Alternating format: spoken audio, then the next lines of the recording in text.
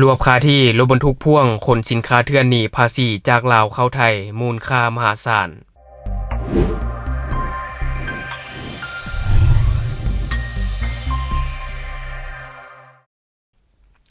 สบายดีนะผู้ชมยินดีต้อนรับเข้าสู่รายการ Talk the New และองค์กรที่ข้าพเจ้าอยากจะนำเสนอในมื้อนี้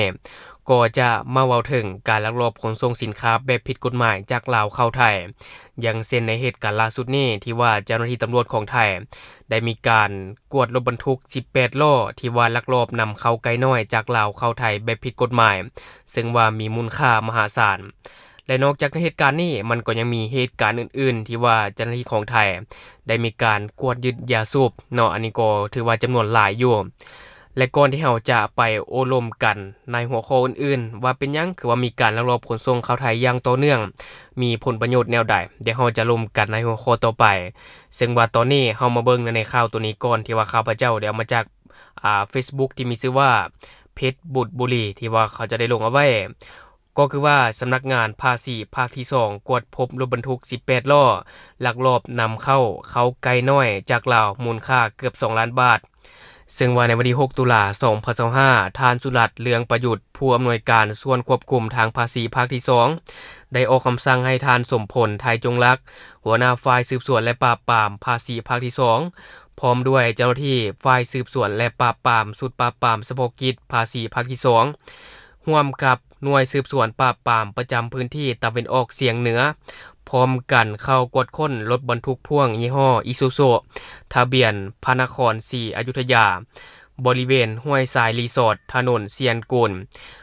ตำบลหนองแหวงอำเภอนิคมคำสร้อยจังหวัดมุกดาหารซึ่งว่าการดำเนินการในครั้งนี้เนื่องจากได้รับข้อแจ้งว่ามีสินค้าบ่ผ่านพิธีทางภาษีอย่างถูกต้องเจ้าหน้าที่ก็ได้เข้าไปกดค้นซึ่งว่าผ่านการกดค้นก็ได้พบเห็นข้าวสารเม็ดน้อยซึ่งคาดว่าเป็นข้าวไก่น้อยบรรจุใส่กระสอบสีขาวที่มีแหล่งกำเนิดจากต่างประเทศจำนวน640กระสอบน้ำหนักกระสอบละ50กิโลกรัมน้ำหนักรวมทั้งหมด 32,000 กิโลกรัมมูลค่าหลายกว่า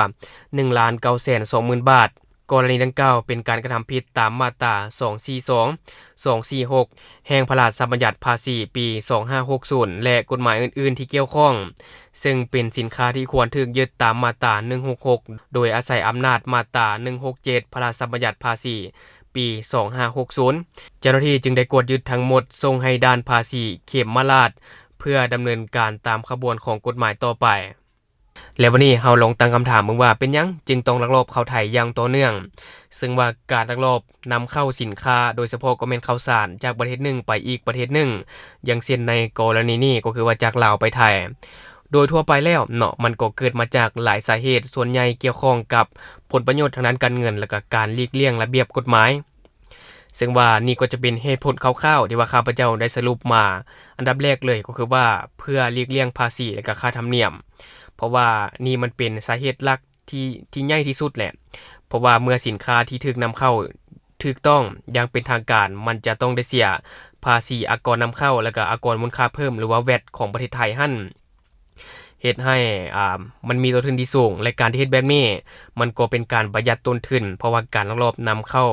เป็นการหลีกเลี่ยงการเสียภาษีทั้งหมดเฮ็ดให้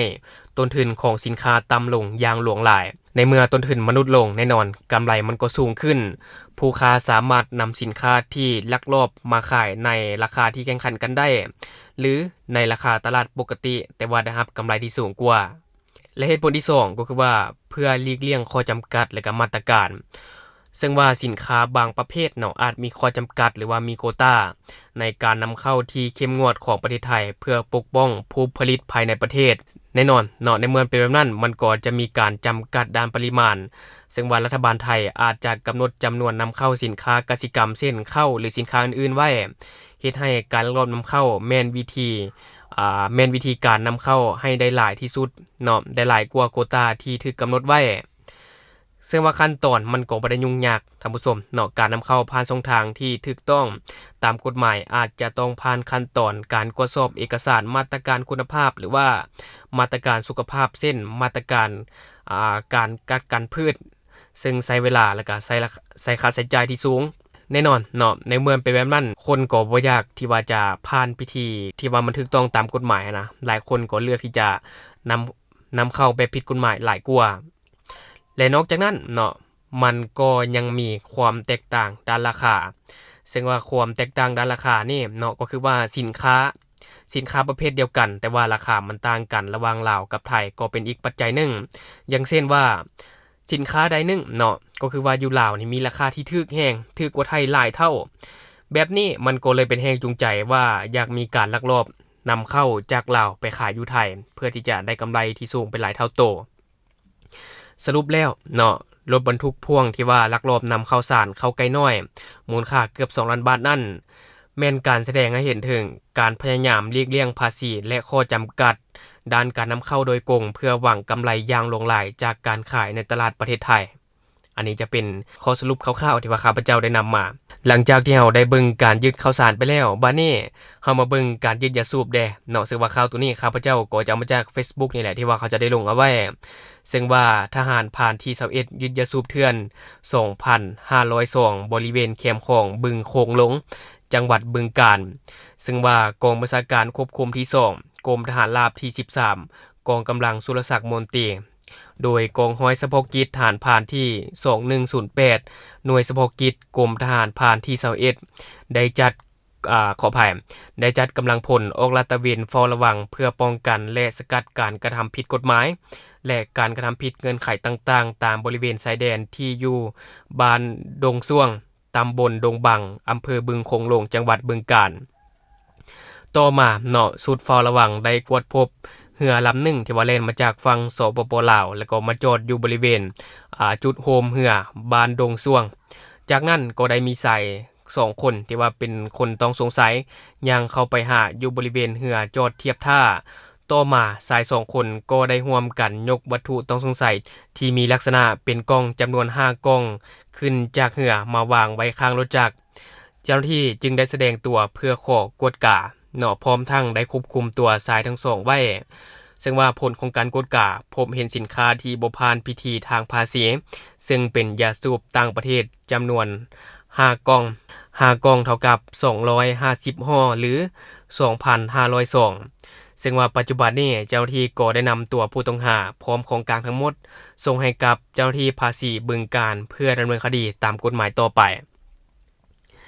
อันนี้เดี๋ยวทางผู้ชมที่ว่าข้าพเจ้าว่าเป็นยังคือว่ามีการรอขนส่งตลอดก็อย่างที่เราได้สรุปไปเนาะเหตุผลหลักๆมันก็มีประมาณนั้นแหละแต่ว่าก็ยังดีที่ว่าเจ้าหน้าที่ตำรวจของไทยเขาเจ้ามีความเข้มงวดมันก็บ่แม่นเรื่องที่ง่ายที่ว่าจะลักลอบขนส่งจากลาวไปไทยได้นะเนาะอันนี้ก็ถือว่าเป็นเรื่องที่ยากอยู่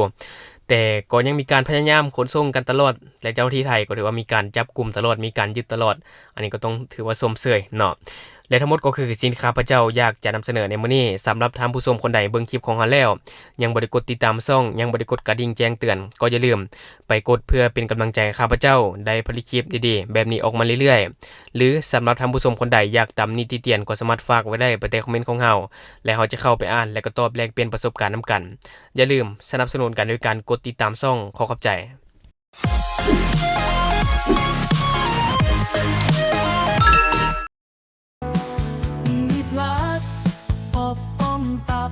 และแกเมาค้างในตัวเดียวกันรสชาติดีกลิ่นหอมกินง่าย